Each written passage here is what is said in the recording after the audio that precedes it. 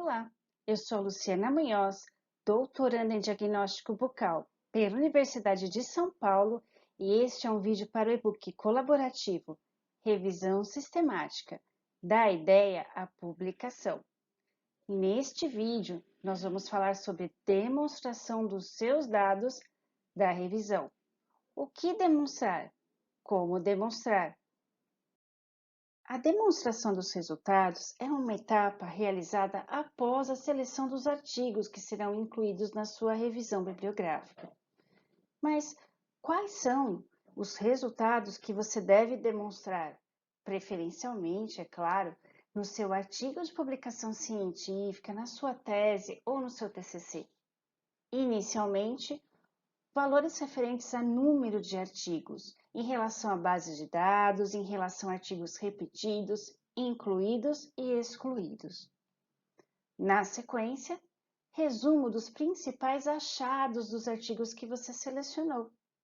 Como assim? Um sumário dos principais achados. A gente já vai falar sobre isso em detalhes.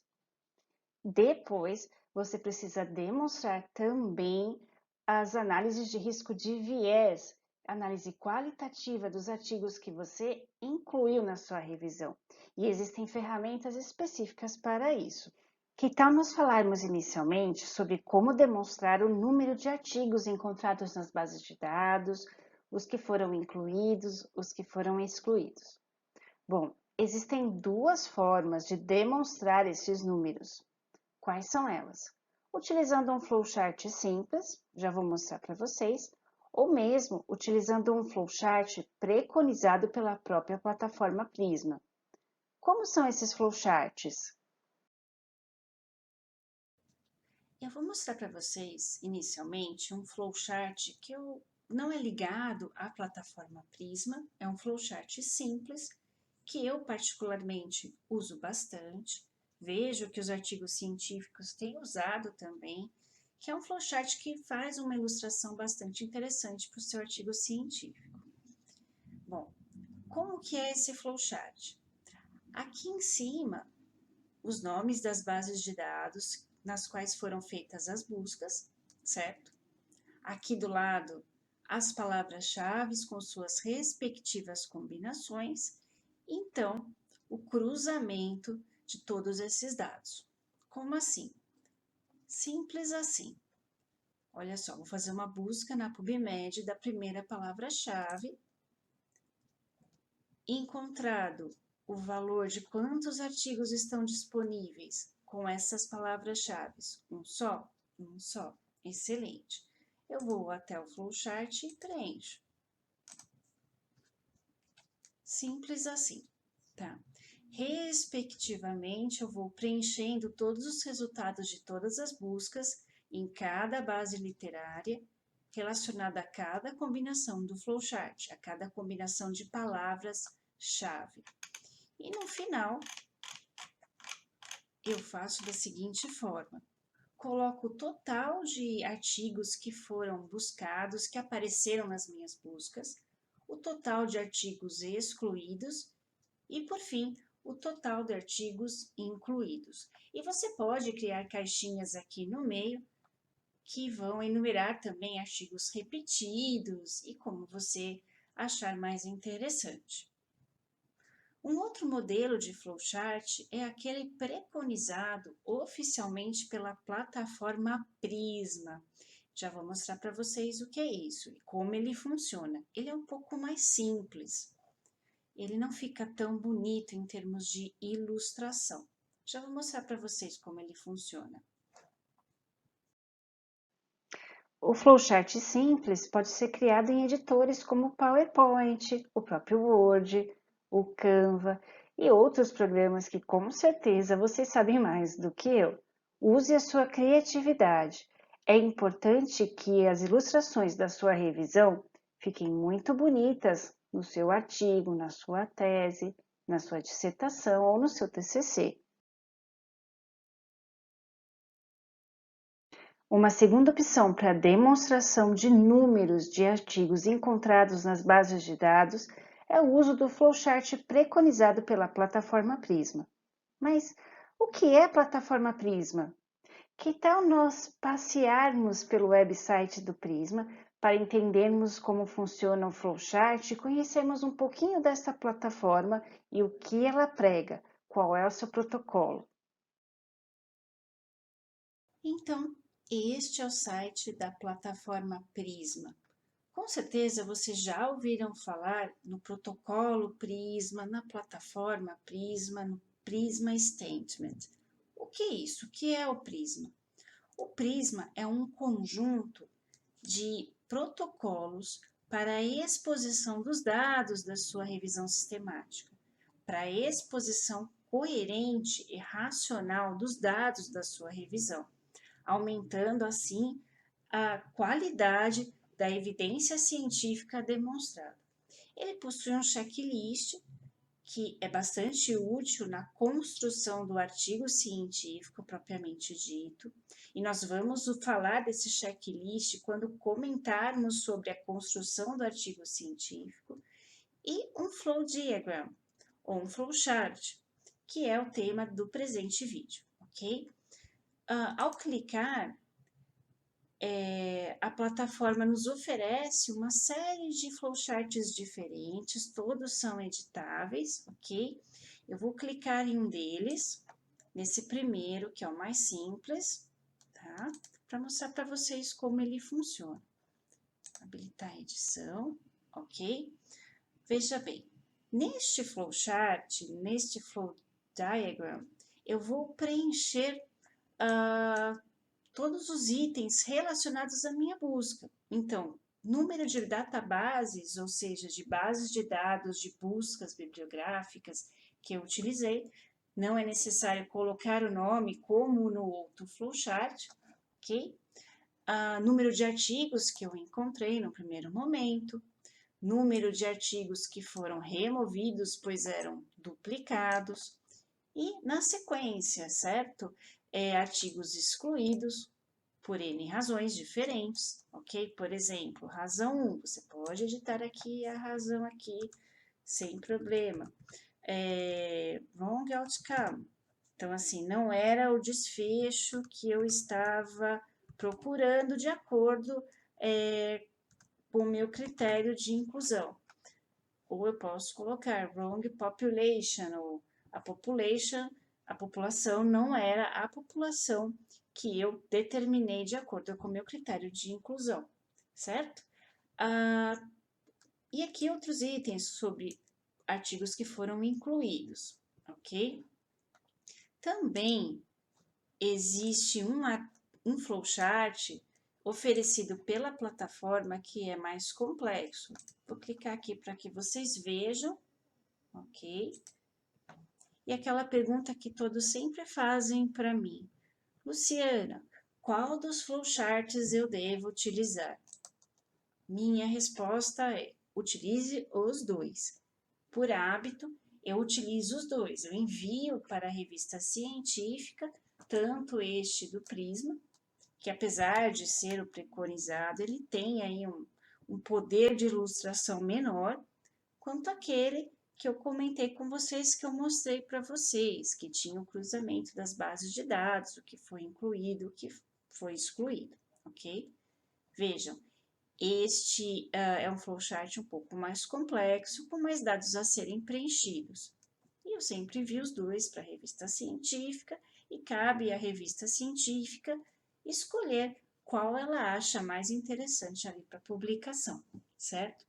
Eventualmente, este é publicado no texto principal e o outro mais complexo, mas que normalmente fica um pouco maior, ele é publicado como material suplementar, certo?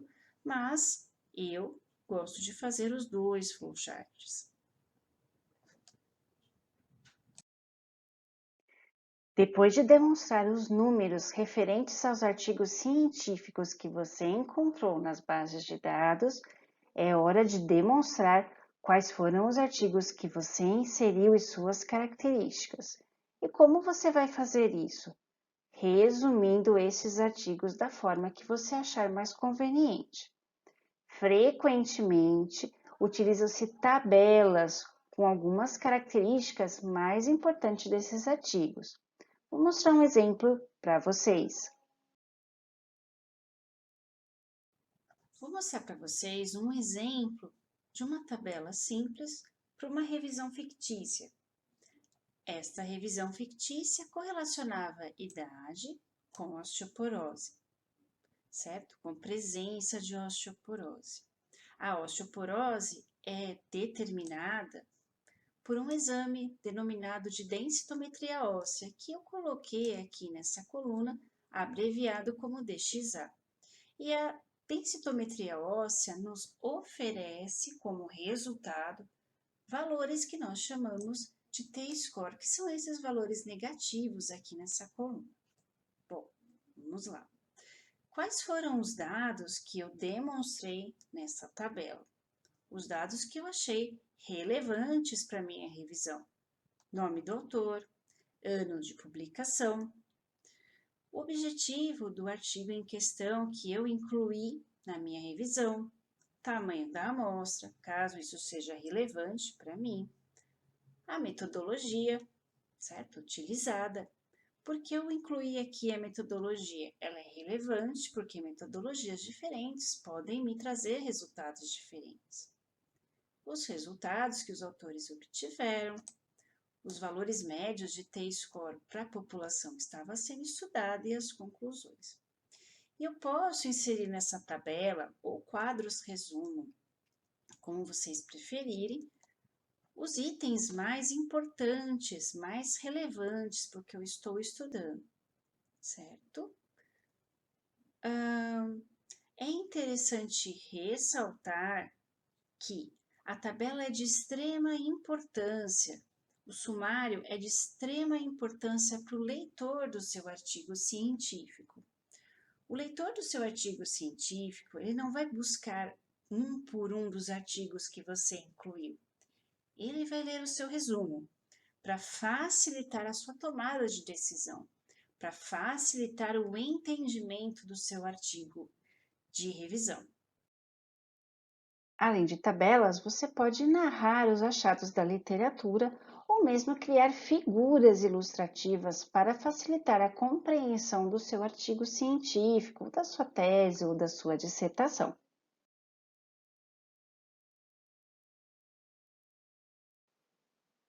Um outro item de extrema importância é a demonstração dos resultados da sua análise do risco de viés ou da análise qualitativa dos artigos científicos que você incluiu na sua revisão. Você pode fazer essa demonstração utilizando tabelas ou mesmo lançando mão de ferramentas específicas para tal, como é o caso de uma ferramenta chamada RobVis da Cochrane. Que tal nós vermos essas ferramentas e essas tabelas na sequência? Neste book, há um vídeo específico sobre análise do risco de viés. Entretanto, eu vou mostrar para vocês algumas sugestões para a exposição dos resultados desta análise, ok? Eu não vou entrar no assunto risco de viés, como fazê-lo especificamente neste momento. Então, vamos lá. Aqui é o site do Joanna Briggs, que é da Universidade de Adelaide, que é um dos mecanismos de análise de risco de viés. Vou pegar aqui um exemplo para mostrar para vocês. Por exemplo, aqui, checklist para relatos de caso.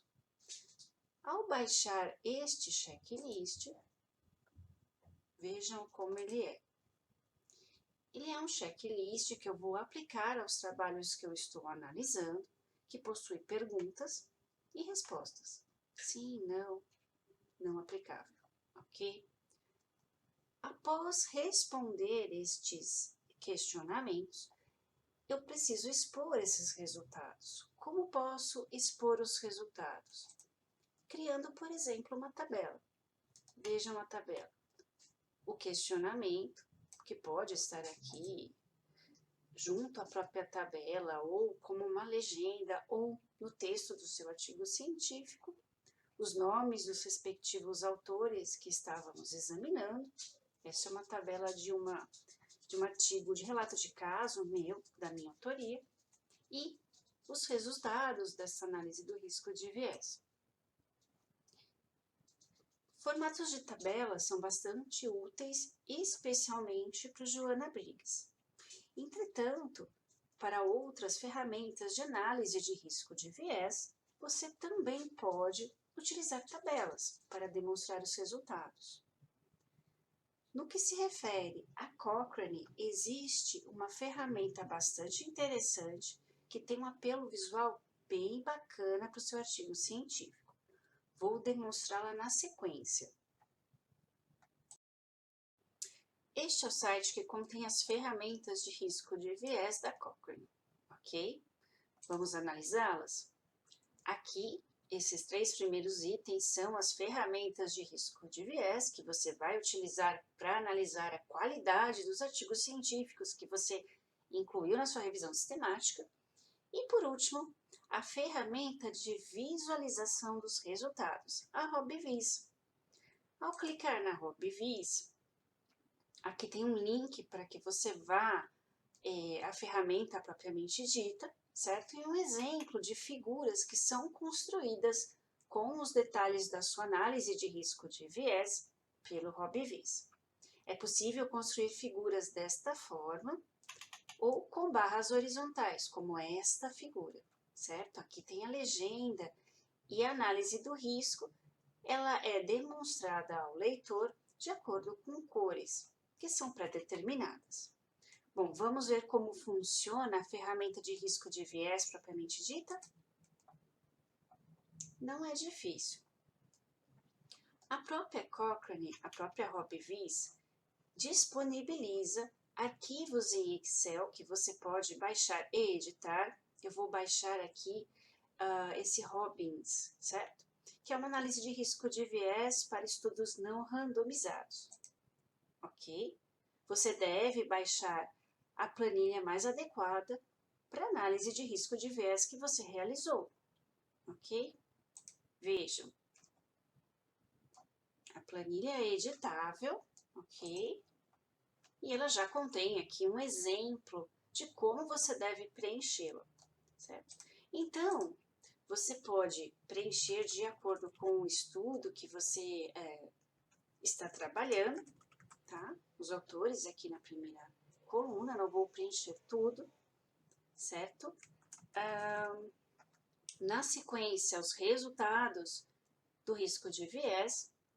Existe aqui, inclusive, um detalhamento do que significa o D1, o D2, o D3 e por aí vai, certo? Feita essa planilha, vou salvar aqui a planilha, você vai carregá-la neste item aqui, Upload Your Data, ok? Vou carregar a planilha de acordo com a análise de risco de viés que eu fiz, certo? Deixa eu só puxar aqui a planilha, só um minutinho, tem várias. Planilha carregada, ok? Aqui está a planilha. É possível vir na planilha e editá-la, assim como também é possível colocar os dados diretamente na planilha, caso você queira fazê-lo, caso você não queira fazer o Excel. Só tem um problema técnico. Se você inserir os dados aqui diretamente, tome muito cuidado. Por quê? Ao gerar o plot, ao gerar a figura, essa planilha que está carregada será deletada, ok? Então, lembre-se de sempre salvar aqui os dados em algum outro lugar, certo? Bom, vamos lá. Vou solicitar, veja, ó, tem uma questão aqui bastante interessante. Se você preencher a planilha errado, de alguma forma, você vai receber aquela mensagem de erro. Olha só, eu só coloquei em letra minúscula e ele não entendeu, tá? E ele vai voltar para o que estava anteriormente, ou vai deixar em branco, ok? Feito isso, carregada a planilha, colocadas todas as informações, editadas as informações, caso você queira, é só solicitar que ela seja gerada, olha, Generate Plots, certo? Aqui está gerando o plot, então gerando a minha figura. Olha só, ele já vem com a legenda sobre o que é cada área, D1, né? Viés em relação à confusão. D2, viés de seleção dos participantes. Então, ela já vem prontinha para você. Colorida, com a legenda lateral, com os números e as figuras, tudo bonitinho. E aí basta você fazer o download dessa planilha. Inclusive, você pode escolher o formato que gostaria de fazer o download, certo? De repente, você já quer fazer em TIFF para enviar para a sua revista científica, em alta resolução. E eu, Luciana, se tenho uma planilha muito grande, gosto de fazer o download em TIFF para enviar para a revista e inclusive em JPEG, certo? Porque nós sabemos que fica um pouquinho confuso para checar todas as informações numa planilha em TIFF, certo? Porque nós não conseguimos, pelo menos eu, não consigo expandir essa planilha, ok? E envio as duas para a revista científica, tá? Basta clicar em Download Plot e pronto. Vejam aqui, sua planilha estará em seu computador. Enfatizando novamente, lembre-se, o leitor do seu artigo científico, ou da sua tese, ou do seu TCC, não vai acessar, salvo exceções, é claro, não vai acessar um a um dos artigos que você inseriu na sua revisão sistemática. É de extrema importância que você demonstre da melhor maneira possível e, é claro, o mais resumidamente possível, sem perder informações relevantes, os artigos que você inseriu, tanto do ponto de vista de conteúdo dos artigos propriamente dito, quanto do ponto de vista de análise qualitativa desses artigos. É isso então. Esperamos que essas informações tenham sido úteis para você. Muito obrigada pela audiência.